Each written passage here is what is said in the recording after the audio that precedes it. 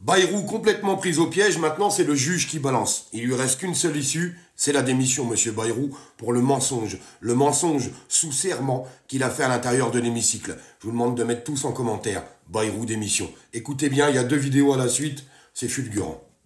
François Bayrou était au courant des affaires de viol à Bétarame, au moins à partir de 1998. C'est en tout cas ce qu'affirme Christian Mirande.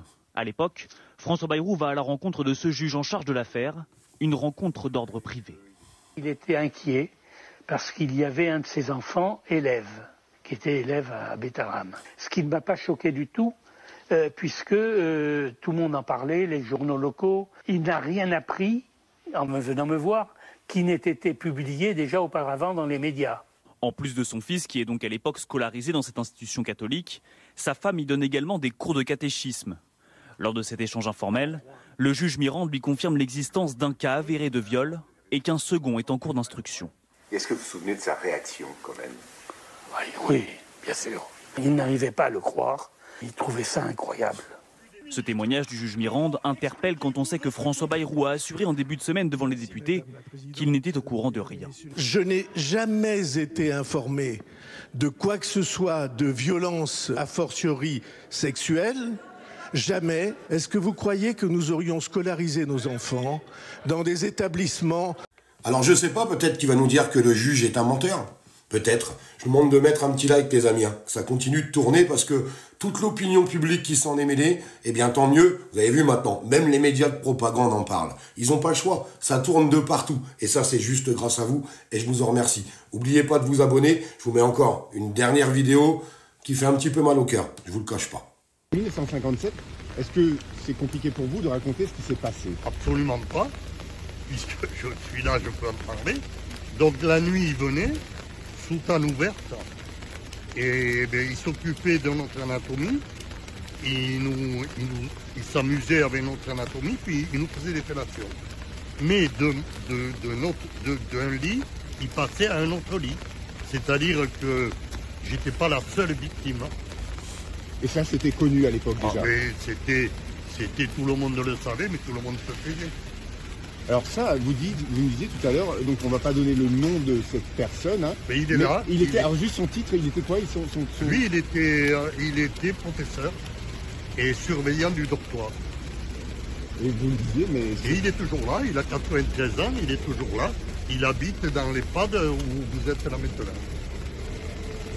Donc là, aujourd'hui, quand vous entendez le Premier ministre dire... Mais il n'a qu'à me le dire à moi. Il n'a qu'à me le dire à moi, les yeux dans les yeux.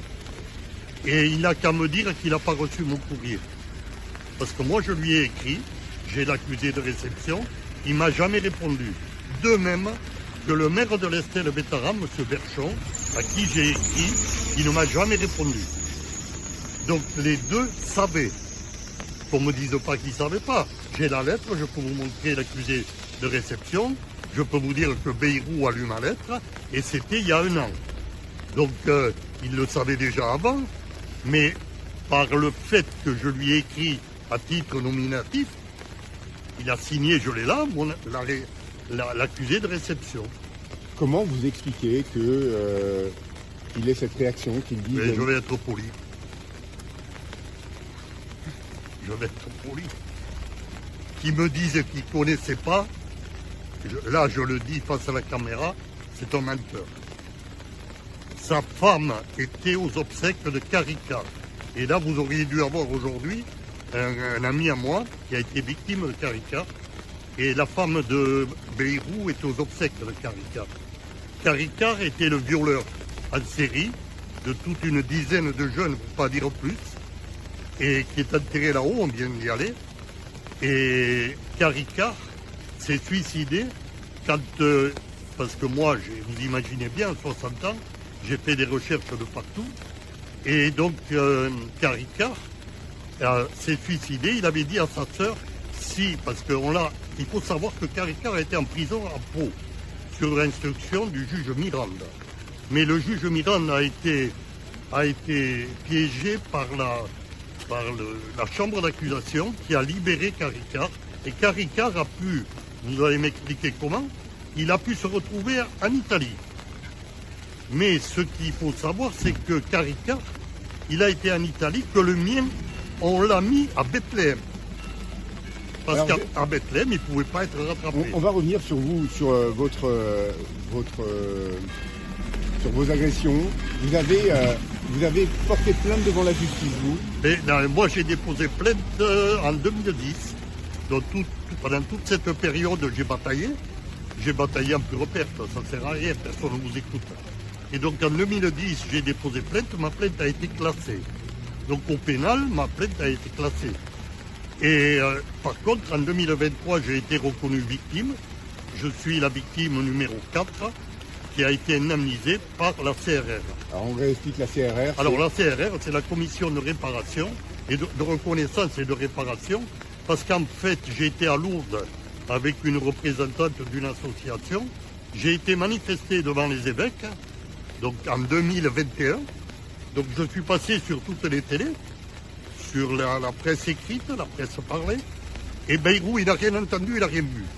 J'ai des articles de journaux où je suis en première page. Donc que Bayrou dise qu'il ne savait pas, c'est marqué, Betaram. Et vous avez ma photo. Parce que moi, je ne me cache pas derrière un visage inconnu. Donc voilà, moi j'ai témoigné donc un visage découvert. Et en 2021, j'étais devant les évêques à Lourdes avec un panneau victime 56-62 et cocu à Betaram. Parce qu'en fait, il m'avait promis que mon agresseur resterait en Palestine et ne serait jamais ramené à Betaram. Donc en 2019, il atterrit ici, dans l'EHPAD. Expliquez-moi de quoi il s'agit, ça. Voilà, là c'est la lettre que j'ai adressée à Bayrou. Donc vous avez la date, le 16 mars 2024. Vous avez la lettre, et là vous avez l'accusé le recommandé accusé de réception qui est là. Hop. Alors lisez-moi juste un petit passage, là où vous dites peut-être alors pas le début, mais juste peut-être un des faits que vous vous évoquez auprès de lui. Donc je lui écris pour me présenter. Allez-y, je vous laisse lire un petit passage. Voilà, votre visite au juge Miranda et l'exfiltration de Carica vers l'Italie, vous en pensez quoi? Rien certainement. Non, alors, attendez, juste, est-ce que vous avez un passage où vous dénoncez... Ah oui, voilà, oui. Alors, plutôt ce passage-là, s'il vous plaît. Bien sûr. Voilà. Bien sûr. Sauf que en 1957 arrive au dortoir un jeune ecclésiastique dont nous avions une peur irraisonnée. La suite, vous la subodorez. Venir la nuit sous tente ouverte, accroupi au pied de mon lit, pour venir me faire des attouchements et des fellations. Vous dire que j'étais terrorisé et incapable de la moindre réaction. Puis il allait faire sa macabre mission sur d'autres copains, avec toujours le même lexique, rendormez-vous, c'est rien, c'est rien. J'ai son témoignage, parce qu'il a écrit, cela a duré jusqu'en 61, où nous avons décidé de nous plaindre à notre directeur de conscience. Comme dans toutes les sociétés, je fus le seul à me plaindre. Et comme je les avais cités, leur convocation devant le supérieur de l'époque, le père Couture, les avait vite décidés à se taire. Je fus ainsi le seul jeune adolescent à être mis au banc de l'institution et dirigé, grâce à des religieuses bienveillantes, vers l'hôpital militaire psychiatrique de Pau, où j'ai côtoyé la misère de l'esprit de jeunes appelés rentrant d'Algérie et voir la mort d'un homme émasculé par des combattants algériens. On ne va pas aller plus loin, simplement. Voilà. Parce que ça, c'est un extrait de la lettre que vous avez envoyée. Rappelez-moi à Bayrou. Vous l'avez envoyée. Je lui ai envoyé le 16 mars 2024. Donc j'ai le recommandé, l'accusé de réception. Quel ignoble personnage. C'est ce qu'on pourra retenir de tout ça. Maintenant, il lui reste plus qu'à faire une seule chose, c'est partir.